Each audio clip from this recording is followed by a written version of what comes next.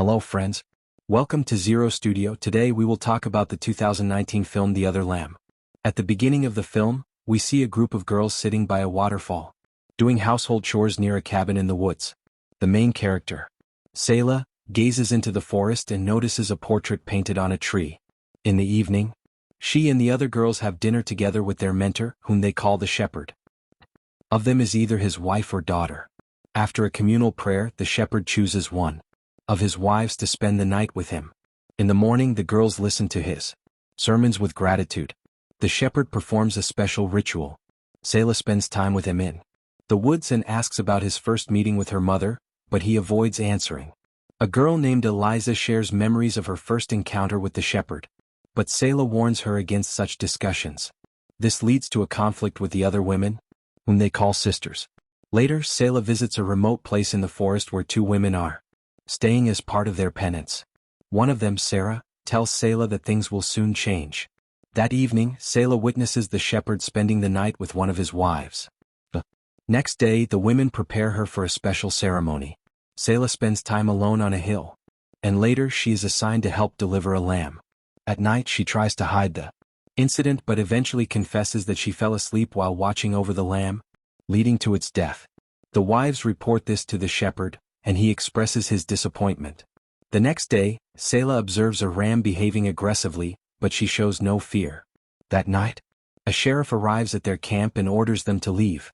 In the morning, the shepherd informs the women that they must find a new home. They set off on a journey. During a rest stop, Selah feels her body changing and tries to hide her condition. On their way, they come across an abandoned house. The girls enter, but the shepherd becomes angry, believing the place is connected to lost souls. That night, Selah returns to the house, followed by Sarah. She secretly shows Selah the marks of abuse on her neck. The next morning, the sisters see blood on Selah and are horrified, as their beliefs dictate that an unclean woman cannot be near them. The women start to feel jealousy toward the younger girls, recalling that the shepherd once looked at them the same way. Selah asks Sarah if she went through the same experience. Sarah replies that it was punishment for her pride. Sarah remembers how she and Selah's mother were among the first to join the shepherd's community. His attention felt like sunlight to them. But after giving birth, Selah's mother developed an infection, yet the shepherd forbade taking her to the hospital, calling it a test of faith. As a result, she died. Selah imagines a car passing by and someone watching their community from afar. That evening, by the fire, one of the pregnant sisters gently stroked her belly. When Selah and Sarah were alone, Sarah confessed that she once loved going to the woods, removing her clothes, and feeling the wind. It gave her a sense of freedom.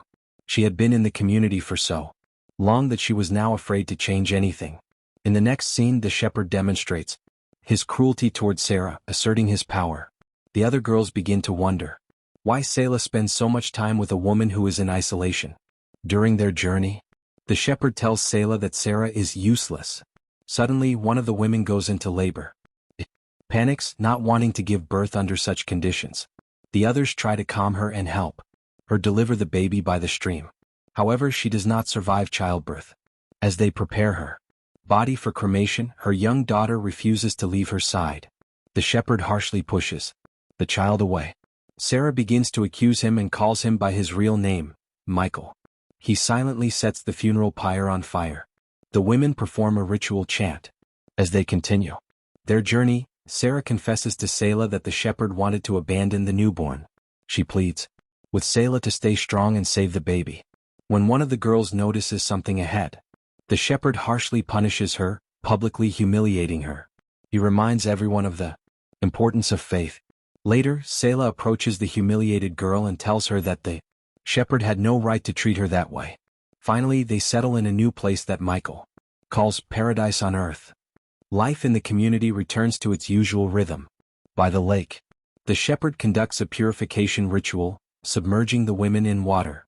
When it is Selah's turn, he holds her underwater for too long. She begins to experience terrifying visions. That evening, around the fire, the sisters and wives discuss the rebirth that is supposed to happen the next day. That night, the shepherd calls Selah to him and orders her to let down her hair. He tells her that she looks just like her mother. He then tries to assert his power over her, but no intimacy occurs. Left alone, Selah imagines the women taking revenge on him in the most brutal ways. The next day she tells the younger sisters a story about a strong and rebellious woman, breaking the rule that only the shepherd is allowed to tell stories. Soon the sisters notice that some of the women have disappeared. The shepherd declares that a miracle has occurred. The sacred waters of the lake have granted them eternal life. Only their clothes remain on the shore. He claims that he must bear this burden so that one day his daughters will become wives. During his sermon he calls Selah to him and announces that she is now his wife as well. She refuses, and in response he slaps her. But this time, Selah does not stay silent, she strikes him back. In the final scene, the local sheriff discovers women's bodies washed up on the riverbank. In the